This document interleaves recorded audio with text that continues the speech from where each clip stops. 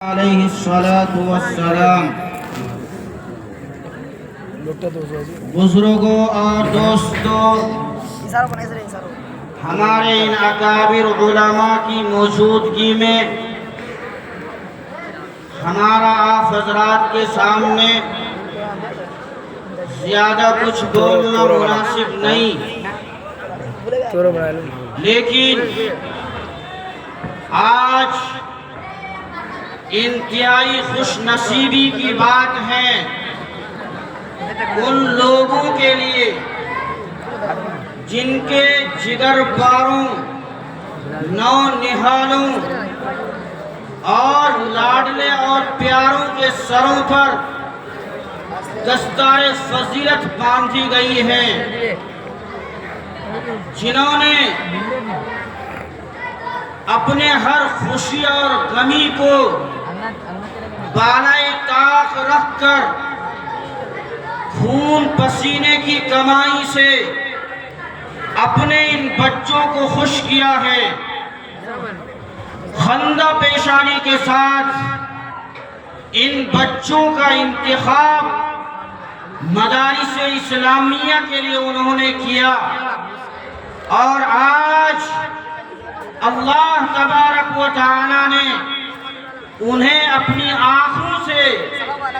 ان کے مقام و مرتبے کی زیارت کرا دی۔ آقا کریم علیہ السلام نے ایسے ہی والدین کے بارے میں جنہوں نے خون پسینے کی کمائی کو اپنے بچوں کے مستقبل کو سنوارنے کے لیے، ان کی آخرت کو سنوارنے کے لیے اور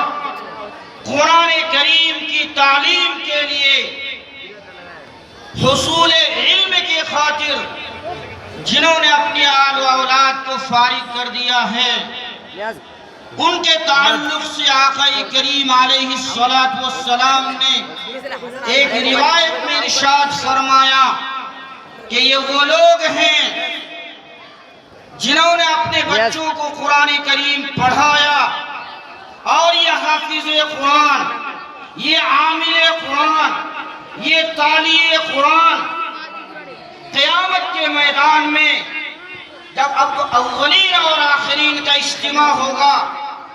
ایسے موقع پر البس والداہ تاجا یوم القیامت زوعہ احسن من زوع الشمس۔ قیامت کے اس میدان میں جب اولین اور آخرین کا اجتماع ہوگا، ایسے موقع میں اس حافظ قرآن کا کیا اعجاز ہوگا وہ تو بعد میں سنیں گے، لیکن ان کے والدین کا اتنا بڑا اکرام ہوگا، تمام لوگوں کی موجودگی میں ان کو ایسا تاج پہنایا جائے گا، ان کے اکرام میں، ان کے اعجاز میں، ان کے اس بات کی وجہ سے کہ انہوں نے اپنے بچے کو قرآن کریم سکھایا تھا، انہوں نے تعلیمات اسلام کے لیے اپنے بچے کو وقف کر دیا تھا، اس لیے آج اس قیامت کے میدان میں، اس میدان محشر میں